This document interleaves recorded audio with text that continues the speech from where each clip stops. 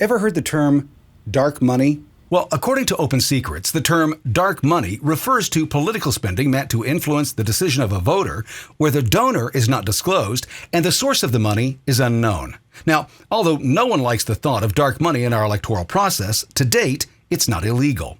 What is illegal is when dark money is donated to a political cause, candidate, or PAC under the name of someone else.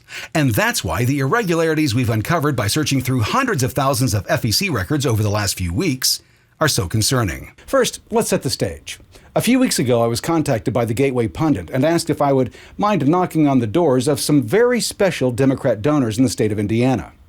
What makes these donors so special? Simply put, it's their sudden increase in not only giving to ActBlue and the Democrat Campaign Committee, or DCC, but the extraordinary increase in the volume of their donations. In one instance, a Democrat donor in Indianapolis who, according to publicly available FEC records, made a total of 2,338 donations to ActBlue or the DCC from 2003 through 2019, a 16-year period for a total of $25,646.02, suddenly increased her giving and the volume of her giving by roughly 1,000% beginning in 2020.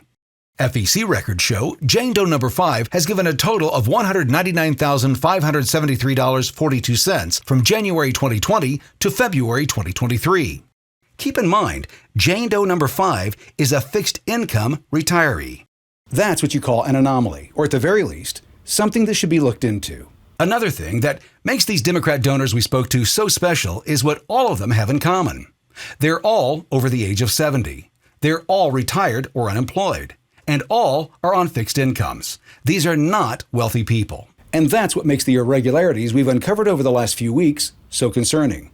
Even more concerning than that is that 100% of those that we spoke with said the exact same thing. I didn't make that many donations, and I definitely did not donate that much money. Take, for example, John Doe number 1.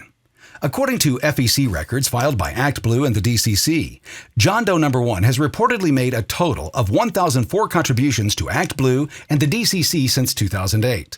Of those 1,004 contributions, 198 were over an 11-year period for a grand total of $8,594. Here's the anomaly. From January 2020 to March of this year, John Doe number 1 has increased the volume of his giving by nearly 400%, or 806 donations for a total of $39,648.10. And yes, that dime is important. Why? Well, because John Doe number 1 claims he never donated less than $1, yet ActBlue and the DCC have reported a single donation from John Doe number 1 for a single dime. So are these just anomalies? Coincidences? There's only one way to know for sure. So I hit the road and knocked on some doors. Right out of the gate, John Doe number 1 complained about the extremely aggressive tactics ActBlue and the DCC utilize to solicit donations. Every goddamn day they send you something. And he was extremely clear about the donation of that one dime. So I sent them small amounts. Okay, would you ever send a dime? Dimes, 50 cents, 70 cents? No. No, never. I have never given less than $1. Like the others I interviewed, John Doe number 1 was shocked to learn that ActBlue and the DCC are claiming that this fixed income retiree has somehow increased the volume of his political contributions by nearly 400% since 2020. From when to when? From 2008 through 2019, you made 198 contributions to political causes around the nation. Could be. Okay. From 2020 till now, current, you have given 806 times. I have? He went on to say that he doesn't believe ActBlue and the DCC are being 100% truthful with their reporting of the contributions they've attributed to his name. The paperwork there shows that you gave almost $40,000 in the last 2 years. I don't know that I believe that. And just when John Doe number 1 starts to open up, his wife calls. My wife said not to talk to you anymore. Oh, okay. And with that, we're moving on to John Doe number 2.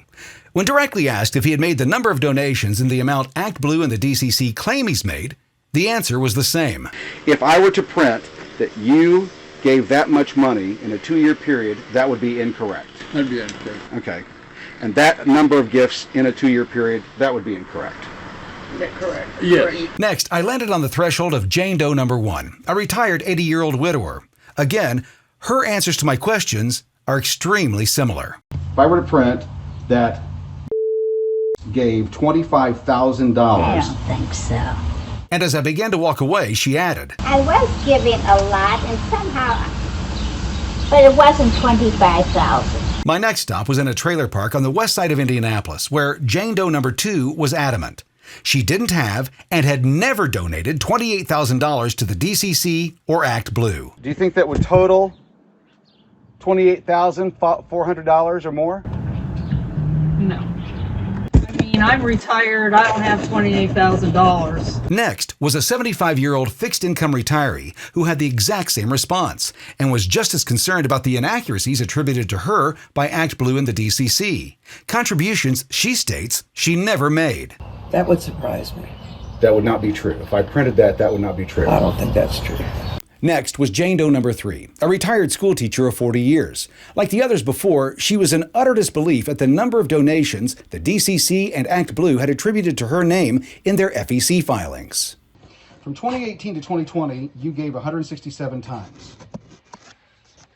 From 2020 to now, you've given 1,377 times. I don't think that's right. And she was emphatic that she had not donated anything close to the $36,330.81 ActBlue and the DCC claim she donated over the last 2 years. You're currently on record for giving $40,000.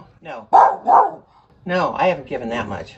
So between 2020 and now, you have not given $36,000. No. As I focused on talking to the special Democrats in Marion County, Indiana, my counterpart from the Gateway Pundit focused on Hamilton County with similar results. Do you think that you've literally donated 700 individual times in the last 2 years? Or what actually happened? I honestly couldn't tell you. Like 14 grand? Oh, God, no. If I had donated $14,000 that I could have spent on clothes, are you kidding me? It says that between 2021 and 2022, Jean donated 907 individual times? Like, individual donations. I guess that's possible. Yeah, we donated to a lot of Democratic candidates. Okay. There were large ones too. But Yeah, the total's like $61,000. No. So let's rewind and clarify. 100% of the donors I spoke to on this subject confirmed.